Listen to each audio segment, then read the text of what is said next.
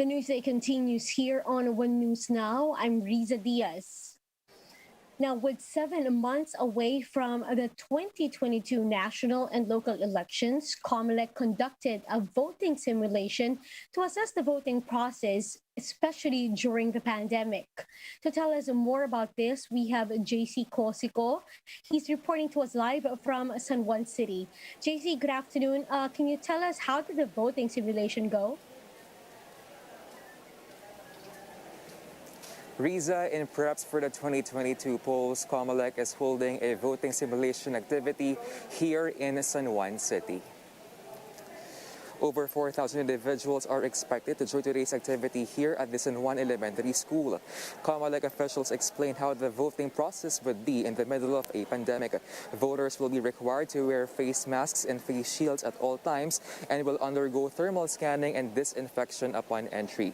If they manifest COVID-19 symptoms and their temperature is higher than 37.5 degrees Celsius, they will be allowed to vote in the isolation polling place. After voting, he or she will be assisted to the local health office. Those who are asymptomatic will head straight to the voter's assistance desk to verify their polling percent numbers. There will be also a holding area, so they will no longer wait outside precincts. Inside the polling venue, windows are open to ensure proper ventilation. The number of voters will also depend on the classroom size. Members of the electoral board who will give the ballots and put indelible inks to voters will wear gloves at all times. Acrylic barriers are also installed to avoid possible cross-contamination. An emergency accessible polling place will be set up for pregnant women, senior citizens, and PWDs. COMELEC spokesperson James Jimenez says the simulation is conducted to address possible gaps for the new normal in elections. He says they're looking at an average of 30 to 40 minutes for a voter to complete the whole voting process. The poll body adds separate voting days will not be possible, but an extension up to the following day can happen if needed. Riza, the COMELEC says this pool is a template for other polling venues, so the COMELEC will hold other simulation activities next month in smaller schools to check on other areas of concern ahead of the 2022 polls. Back to you. Thank you for that update. That's JC Cosico reporting live from San Juan City. Now, it's a pink day for supporters of Vice President Leni Robredo as they take part in a nationwide motorcade. Supporters from Talisay City traveled by boat going to Cordova in Cebu to join the People's Proclamation motorcade today. In Dagupan, cars with pink ribbons and banners lined up in the streets to participate in the caravan. Meanwhile, in Lucena City, motorcycle riders were part of the charity ride in support of VP Leni.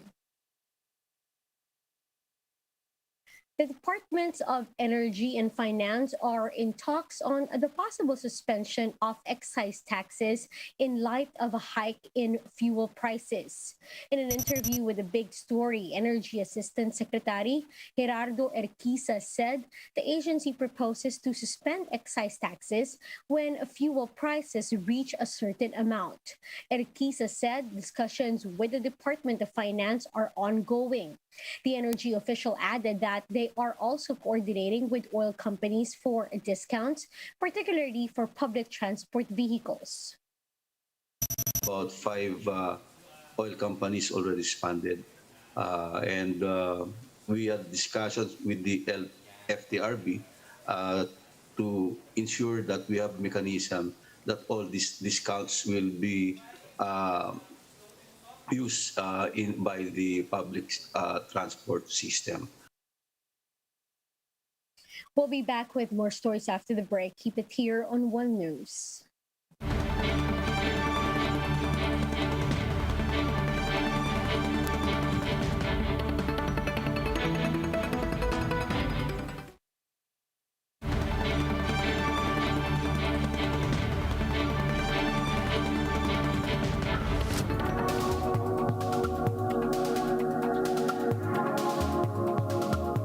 You're still watching One News Now. I'm Riza Diaz. Facebook's massive reach and influence is under fire, with former employees, tech and banking leaders, and politicians weighing in. David Weston explains on Bloomberg's Wall Street Week. 2.9 billion. That's how many people use Facebook every month, well over a third of the planet. And to hear Mark Zuckerberg tell it, the social media company he started to keep track of friends in college is using its enormous power to do good. For most of our existence, we focused on all the good that connecting people can bring. But as former HP CEO Carly Fiorina points out, with great power comes great responsibility. What makes Facebook different is their dominant control over people's lives and in our economy. And a growing number of people find Facebook falling short, such as former Facebook product manager Frances Haugen, turned whistleblower. They can't protect us from the harms that they know exist in their own system. It is pulling families apart. And in places like Ethiopia, it's literally fanning ethnic violence. It's not just about harmful content being spread.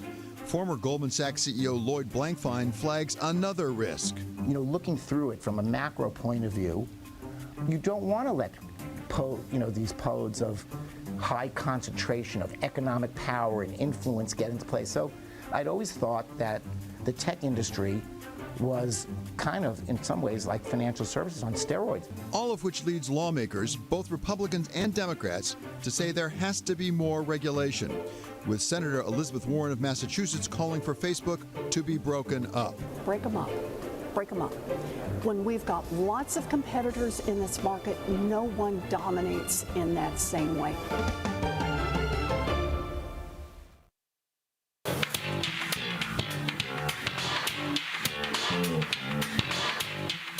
Aswang, a documentary about the country's war on drugs, wins big at Agawad Urian. Meanwhile, cinemas are set to reopen on November 10 as Metro Manila downgrades to Alert Level 3. MJ Marfori with the story.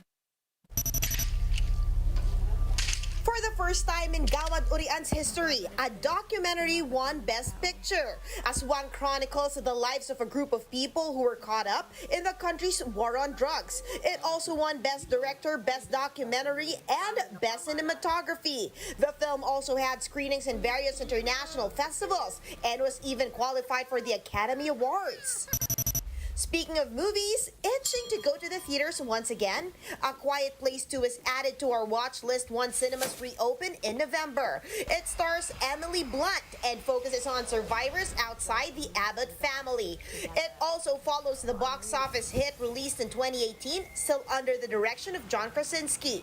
It's such a theatrical event. It is a sound movie. You want to be sitting with strangers jumping and screaming and not eating your popcorn. And I think from a movie making standpoint, we are a theatrical experience all the way. And so I think this is one of those movies that you go to the theater to see.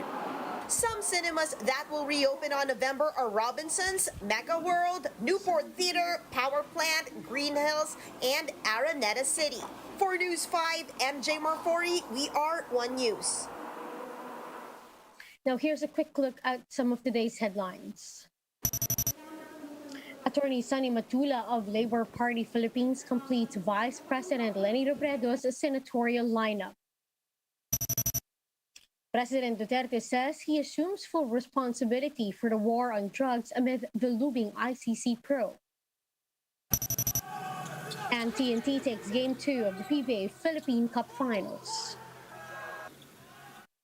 And those are the top stories of the hour. Join us later again at 1 in the afternoon as we continue to monitor the day's biggest stories. You can also catch One News on Signal Play app. Register for a free account now at www.signalplay.com and stream One News live anytime, anywhere. I'm Riza Diaz. Mask on, wash hands, and stay safe, Philippines. We are One News.